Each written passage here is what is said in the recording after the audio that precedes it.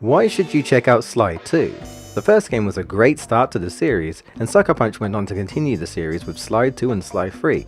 It must mean the series is good, right?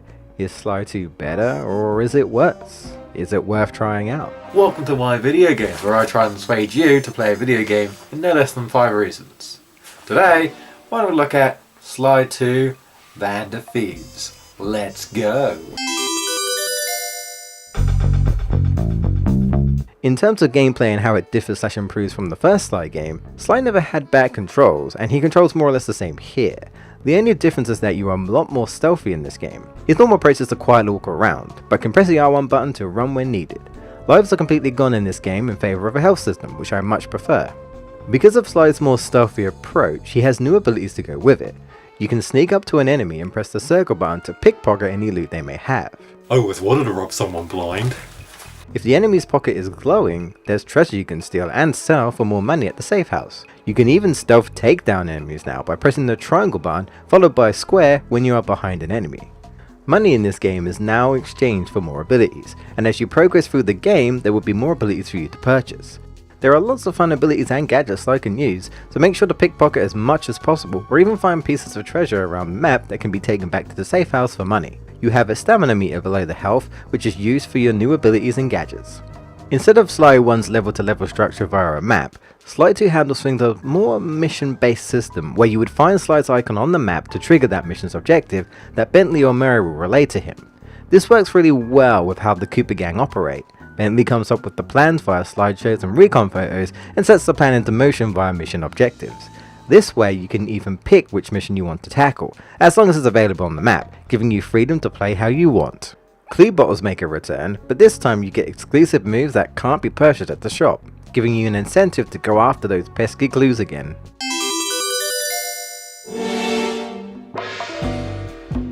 It's called the Cooper Gang for a reason, and even though Bentley and Mary took a back seat in Mary's van in Sly 1, that's not the case here.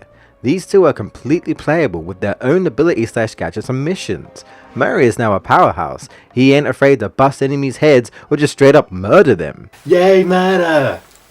Since enemies take multiple hits in this game, Murray can take them out very quickly or even lift objects or enemies up and throw them at other foes. Bentley, being the brains, is all about the gadgets. He uses his sleep darts to put down an enemy and then drop a bomb to finish them off. Damn, that's brutal. Bentley will also tend to have missions around his hacking minigame, like in the end of Sly 1, which is way more prominent in this game, but I think they are pretty fun. Both characters can also unlock new abilities and gadgets the same way Sly does at the shop. I love the new addition of Bentley and Mary being playable. They may not be as fun as Sly for me, but they are still fun enough.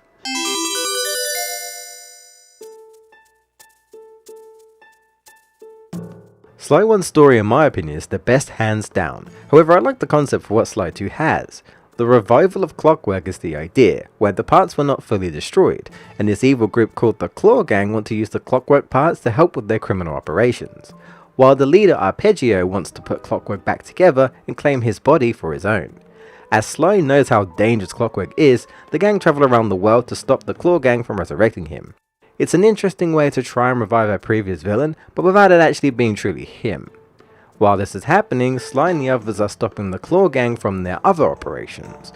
All the while Carmelita returns, thinking Sly stole the parts, and new character Neela, who seems to be hiding something. She helps Sly every now and again, even though she's supposed to be working for the police, all the while trying to not arouse suspicion of what she's actually planning. Seeing Clockwork's eye light up at the end of Sly 1 wasn't just a cliffhanger, they decided to follow up on that, which can make for a great story. Even though it seems that Sly and the gang win, they go through many hardships including betrayal, Sly and Murray being captured and Bentley has to rescue them, which gives great character development. This also makes the other characters more involved, and showing the bond they have as friends and as a team. And even after all their hard work, it seems like failure when the enemy succeeds. The plot twist that results in Neela becoming a new Clockwork leads to a somewhat rematch with him at the end. When the battle ends, it's finally over and you think nothing else could go wrong? It does, resulting in Murray straight up quitting. It might not be as good as Sly 1, but it's still a pretty great story. The missions are pretty fun in this game, from stealing keys with Sly, blowing pillars with Bentley, beating up thugs or destroying alarms with Mary. gimmicks return in this game, but I think it's an improvement. No more Murray races. Occasionally have to use turrets to take things out, tailing the enemy, using slide to stealth your way past enemies and traps to steal something. A variety of missions, though some become stable like the recon photos. Sly will always need to steal something, but there's always something different to do and makes Sly 2 stand out compared to Sly 1 or typical other platformers where it's just level to level from beginning to end.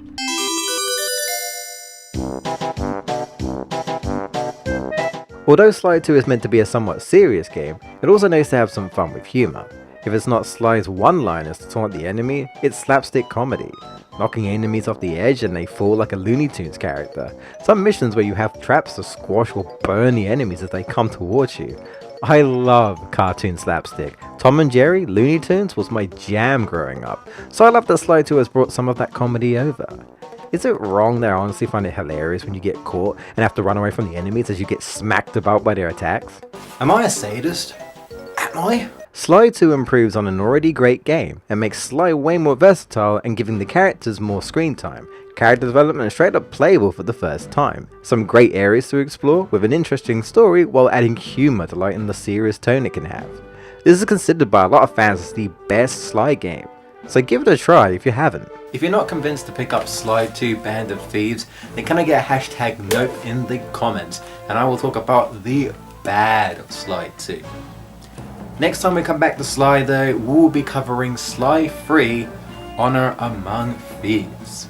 But in the next video, a certain orange marsupial finally got a new installment. Next time, we'll be looking at Crash Bandicoot 4 It's About Flippin' Time. Now if you excuse me, I'm gonna have to go explain to the police what I was doing with this, trying to break into my own home. Honestly, I just lost my keys.